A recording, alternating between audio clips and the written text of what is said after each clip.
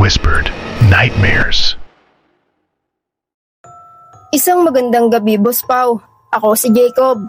Nang lumipat ako sa isang lumang apartment malapit sa Espanya Boulevard sa Maynila, hindi ko akalaing doon magsisimula ang bangungot na hindi ko matatakasan. Tahimik ang lugar tuwing gabi, Boss Pau, lalo na kapag lampas 2:00 na at patay na ang mga ilaw sa hallway.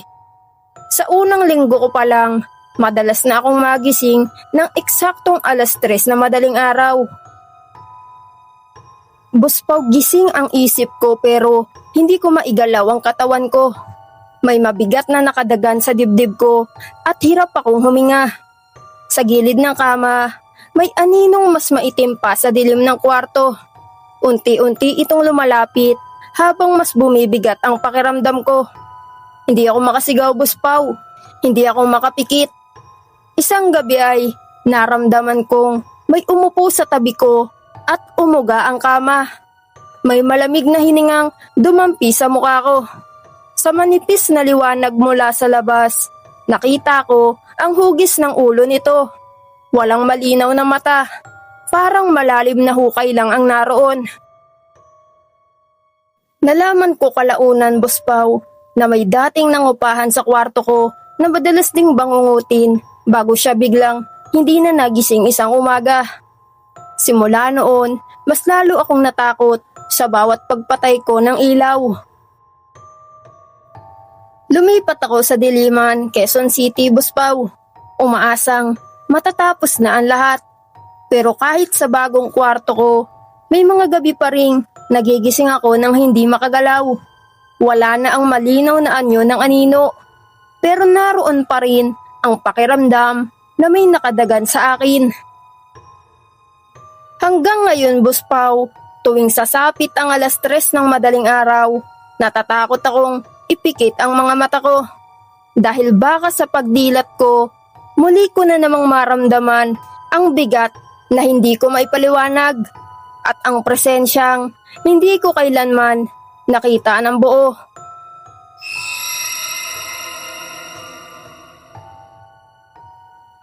Isang magandang gabi, Boss Pau. Ako si James. Lumaki ako sa isang lumang bahay sa Project 8, Quezon City. Bata pa lang ako nang magkaroon ako ng kaibigang hindi nakikita ng iba. Akala ng pamilya ko, Boss Pau, normal lang ang imaginary friend. Pero para sa akin, totoo siya. Madalas ko siyang nakikitang nakatayo sa ilalim ng puno ng mangga sa likuran ng bahay. Nakatingin lang sa akin habang naglalaro ako mag-isa. Habang tumatagal, mas lumilinaw ang itsura niya. Maputla, payat, at laging nakatagilid ang ulo. Tuwing gabi, Boss Pau, nararamdaman kong nasa may pintuan lang siya ng kwarto ko. May mga pagkakataong nagigising ang mga magulang ko dahil naglalakad daw ako sa hallway kahit madaling araw. Hindi nila alam na sinusundan ko lang siya. Nang lumipat kami sa Sampaloc, Manila, malapit sa Espanya, nawala siya ng ilang linggo, Boss Pau. Akala ko ay tapos na. Pero isang gabi, sa sulok ng madilim kong kwarto, may parte ng dilim na mas maitim kaysa sa iba.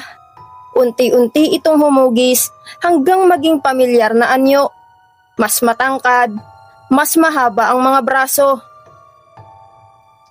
Simula noon, Boss Pau, may mga bagay na kusang nahuhulog. May mga gasgas sa dingding na hindi maipaliwanag. Hanggang sa nalaman ng nanay ko na may batang nalunod daw noon sa lumang balon sa dati naming lote sa Quezon City. Ngayon, Boss Pau, ay matanda na ako at nakatira na sa sarili kong unit. Hindi ko na siya madalas nakikita. Pero may mga gabi pa rin na nagigising ako at ramdam kong may nakatayo sa may pintuan ng kwarto ko. Akala ko dati, ako ang may imaginary friend. Pero habang tumatagal, pakiramdam ko, siya ang hindi pa tapos makipaglaro.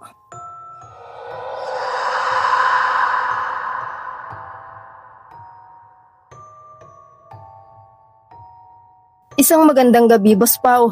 Ako si Jason. Tumira ako sa isang condo unit sa Poblacion, Makati, malapit sa Ayala Avenue. Noong una ay maayos ang lahat, pero unti-unting may mga bagay na hindi ko maipaliwanag. Ang mga gamit kong sigurado akong inilagay ko sa tamang lugar, biglang lumilipat. Ang pinto na 2 beses kong nilak bago matulog. Minsan nagigising akong nakaawang. Walang nawawala, Boss Pao, pero may pakiramdam na may pumapasok. Pinilit kong isipin na pagod lang ako sa trabaho. Baka nakakalimot lang. Pero may mga gabing may marahang tunog ng paghakbang sa sala. Bandang 3:00 na madaling araw. May mga ilaw na kusa kong pinatay pero bukas pagising ko. Minsan pa, may marka ng mga daliri sa salamin ng banyo kahit hindi naman umuusok ang paligid. Nagtanong ako sa admin ng building kung may nakitang pumasok sa unit ko base sa CCTV. Wala raw, Boss Pao. Walang record. Doon na ako nagsimulang magduda sa sarili ko. Baka ako nga ang may gawa at hindi ko lang maalala. Baka ako ang nagbubukas ng pinto. Baka ako ang naglilipat ng gamit. Isang gabi, Boss Pao, naglagay ako ng maliit na tape sa gilid ng main door para malaman kung mayroong papasok. Pero kinabukasan, wala na ito sa pagkakadikit at nasa sahig na. Nakatiklop pa ng maayos. Walang sira ang lock. Walang bakas ng pilit na pagpasok. Lumipat ako pansamantala sa Quezon City at doon ay walang kakaibang nangyari, Boss Pao. Pero pagbalik ko sa Makati, bumalik din ang mga pangyayari. Hanggang ngayon, kahit nasa ibang tirahan na ako, may mga gabi pa ring may nawawalang maliliit na bagay sa kwarto ko. Ang pinakamasakit na bahagi ng lahat ay hindi ang takot sa kung ano ang maaaring nasa loob ng unit ko noon, kundi ang takot na baka tama ang bulong sa isip ko, na ako mismo ang gumagawa ng lahat at unti-unti na akong pinapaniwala ng isang presensyang hindi ko nakikita na wala na akong kontrol sa sarili kong realidad.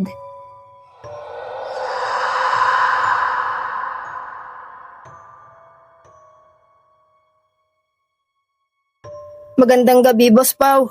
Ako si Liam. Lumipat kami sa isang lumang apartment sa Project 4, Quezon City. Tahimik ang lugar hanggang sa mapansin ko ang kapitbahay sa Unit 7B. Payat, tahimik at bihirang lumabas. Unang linggo pa lang, may naririnig na akong marahang pagila na mabibigat na bagay tuwing gabi, bandang 10:00.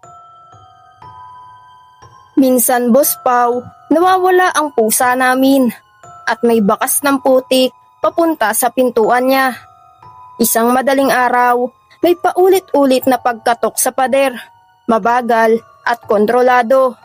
Kinabukasan, nakita ko siyang may bitbit na itim na plastic bag. Nginitian ako, pero may lamig sa mga mata. Lumipas pa ang 2 linggo.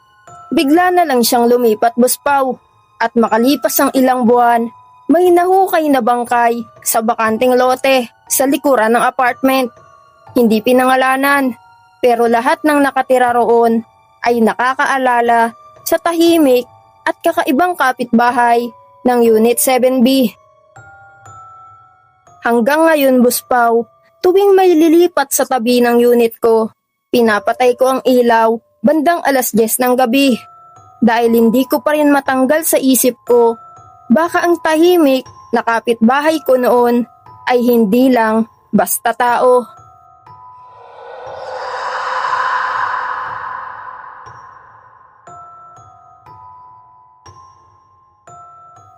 Isang magandang gabi, Boss Pao. Ako si Matthew. Nakatira kami noon sa isang subdivision sa Caloocan City, malapit sa bagong baryo. Tahimik ang lugar, lalo na sa gabi. Isang araw ay napansin kong may mga gamit na nawawala sa bahay. Susi, charger, at minsan ay maliliit na bagay na hindi ko maalala kung saan ko inilagay. Isang gabi, Boss Pao, nagising ako bandang 2:00 na madaling araw dahil may marahang paggalaw ng doorknob ng main door.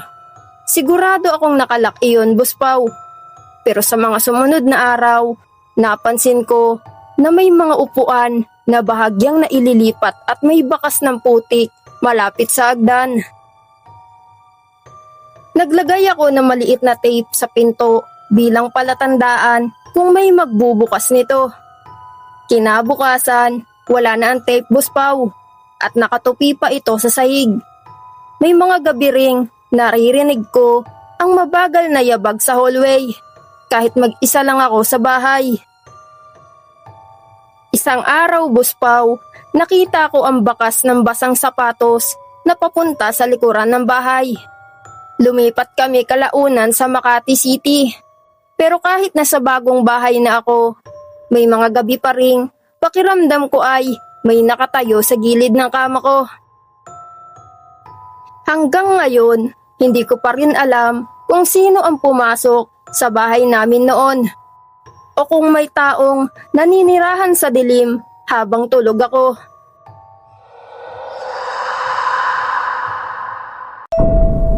Mga ka-horror, ay maraming salamat po sa mga nakasubscribe na sa ating channel.